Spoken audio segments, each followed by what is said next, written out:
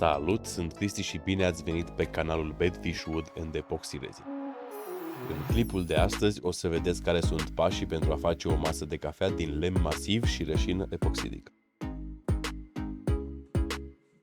În cazul de față o să lucrez cu lemn tenuc.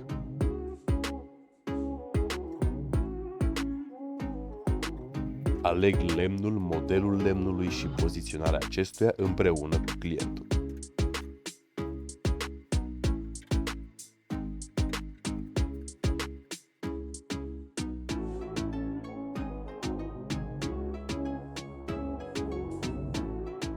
Când totul este stabilit și avem ok-ul din partea clientului, începem pregătirea lemnului.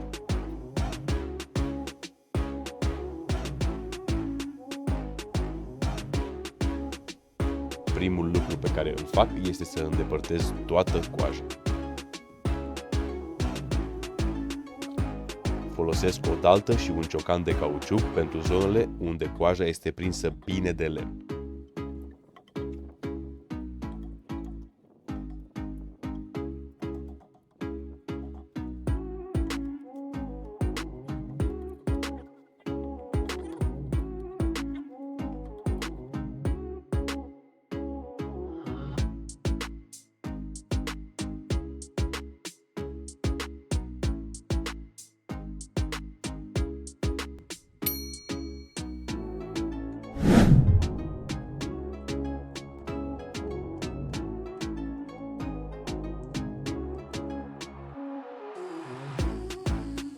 După ce am îndepărtat toată coaja, folosesc un polizor unghiular dotat cu un disc de sârmă și elimin orice urmă de coajă rămasă pe lemn până când lemnul are marginea perfect curată.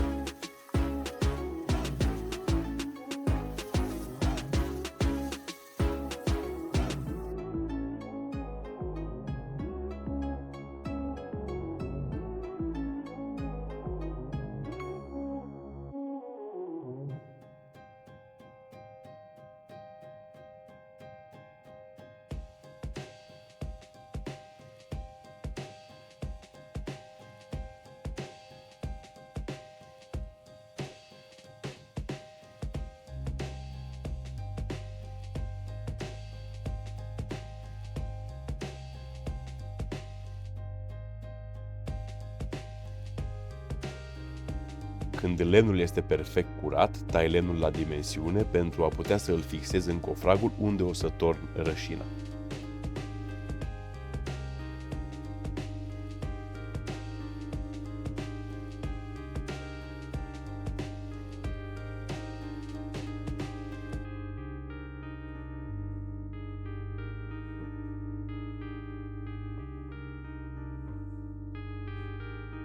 Acum lemnul este fixat în cofrag și pregătesc rășina.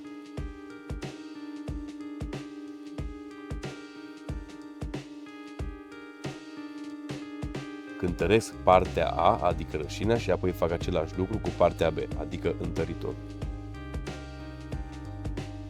Vă sfătuiesc să respectați întocmai fișa tehnică a rășinii pe care o folosiți pentru a nu avea surprize neplăcute. Amestec partea A cu partea B cu ajutorul filetantei și a unui mixer. În ceea ce privește rășina, toți pașii sunt foarte importanți și vom trata subiectul într-un clip dedicat aici pe canal, unde o să încerc să răspund absolut tuturor întrebărilor pe care sper să le lăsați în comentariile acestui clip și nu numai. Iar dacă nu sunteți abonați la canal, nu ezitați să o faceți, să dați un like dacă vi se pare interesant, să apăsați și clopoțelul pentru a fi mereu la curent cu tot ceea ce o să postez.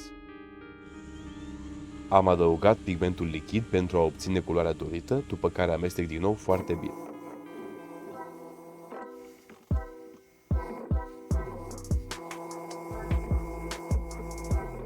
Începem prima turnare, care este mereu spectaculoasă din punctul meu de vedere. Vă las să vă bucurați de această priveliște.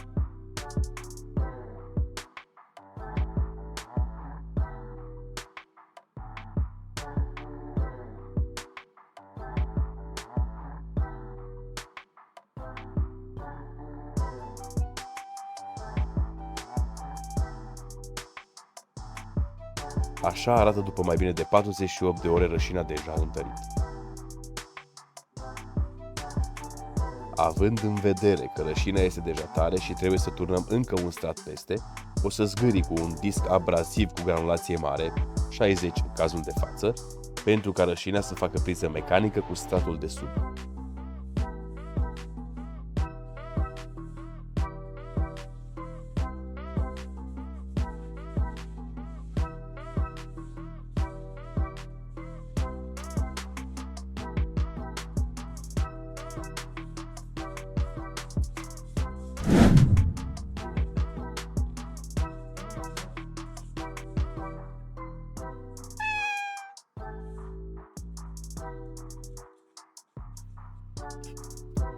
Repetăm ceea ce am făcut la prima turnare, cântărind și amestecând părțile A și B.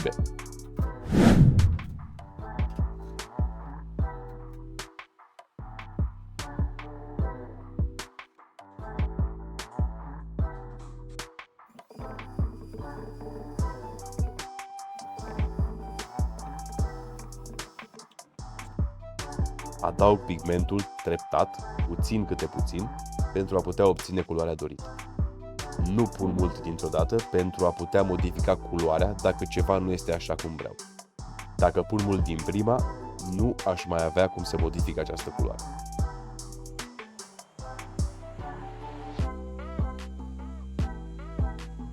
Amestec bine pentru a omogeniza culoarea.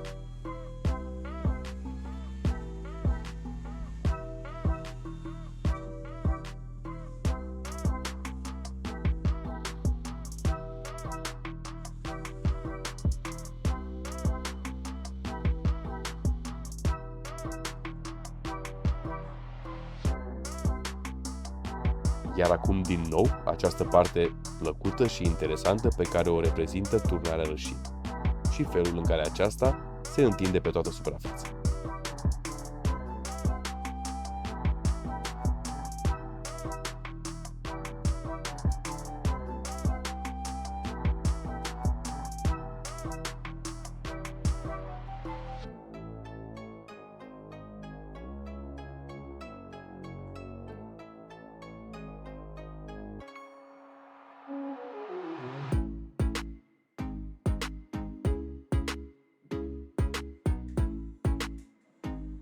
După turnare, bulele de aer care apar le îndepărtez cu ajutorul acestei flăcări.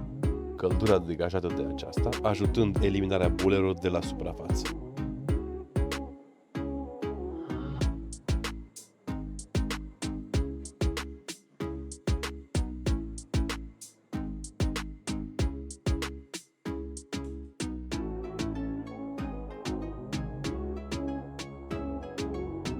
Aici se încheie prima parte a acestui proiect, sper că v-a plăcut și că a fost interesant și de ajutor.